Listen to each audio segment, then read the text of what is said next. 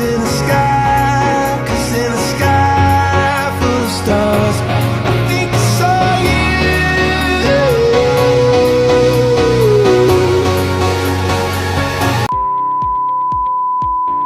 Halo semuanya, siapa nih yang belum kenal sama aku? Nah, aku adalah mahasiswi semester 1 di Universitas Ma'arif Lampung. Jadi, di sini aku mau buat video nih tentang materi-materi bahasa Indonesia yang sudah pernah dijelaskan oleh teman-teman saya dan tentunya oleh dosen pengampu bahasa Indonesia, yaitu yang terhormat Bapak Rizky Hidayatullah. Kalau kalian penasaran nih sama video yang akan aku buat, jangan lupa ikutin terus ya videonya, dan jangan lupa like atau subscribe.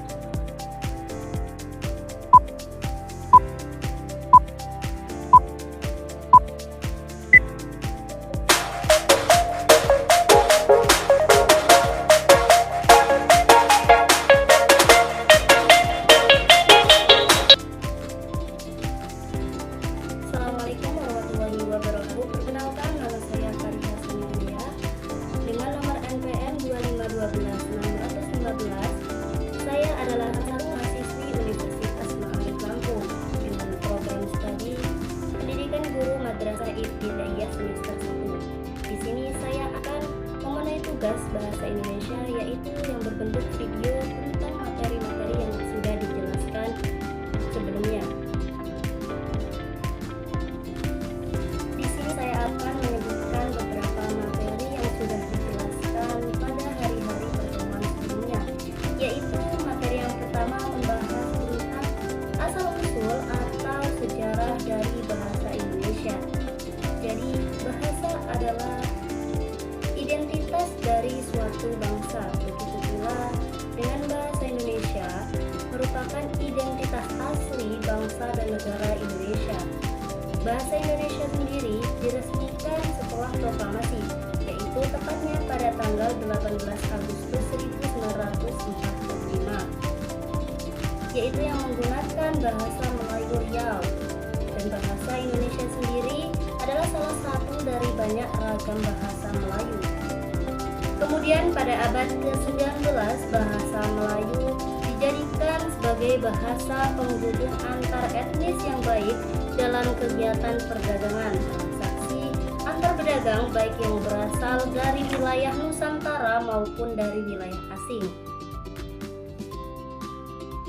Selanjutnya saya akan menjelaskan tentang bahasa baku dan tidak baku. Nah, di sini saya akan menjelaskan tentang perbedaan bahasa baku dan tidak baku, yaitu bahasa baku merupakan bahasa yang mengikuti kaidah tata bahasa, ejaan dan kosakata yang baik dan benar menurut Kamus Besar Bahasa Indonesia. Tetapi beda lagi dengan bahasa tidak baku. Nah, bahasa tidak baku itu adalah bahasa yang tidak mengikuti kaidah-kaidah yang sudah ditentukan. Nah, selain itu juga di sini saya akan menyebutkan ciri-ciri dari bahasa baku dan tidak baku.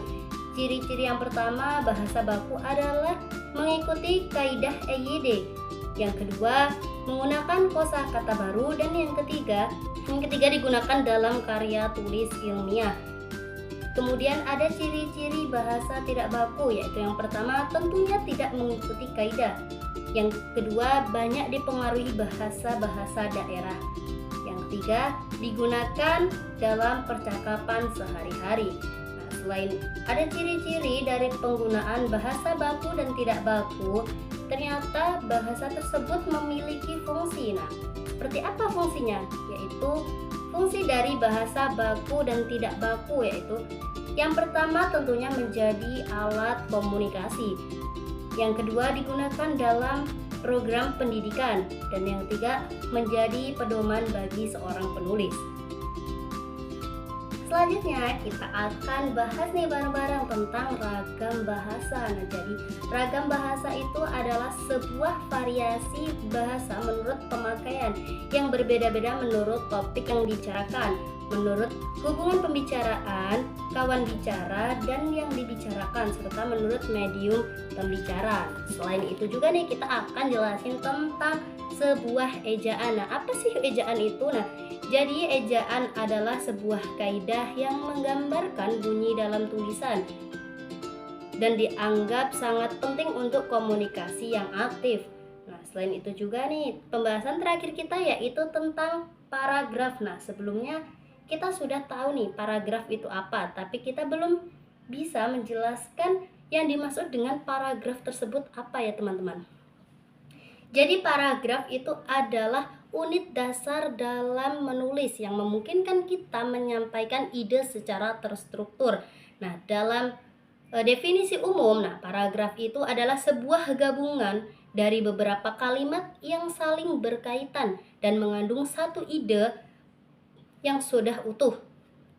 Dan menurut Kamus Besar Bahasa Indonesia, bagian bab dalam suatu karangan yang mengandung satu ide pokok dan dimulai dengan garis yang baru. Nah, jadi itu teman-teman penjelasan saya tentang materi bahasa Indonesia yang telah kita pelajari sebelumnya. Mungkin banyak sekali ya di dalam sini yang belum saya jelaskan. Kita bisa mengulas bareng-bareng, bisa belajar bersama atau memahami materi-materi ini. Yaitu pesan saya adalah jangan lupa belajar dan selalu mengulas apa yang telah kita pelajari. Nah, billahi taufik wal hidayah. Wassalamualaikum warahmatullahi wabarakatuh.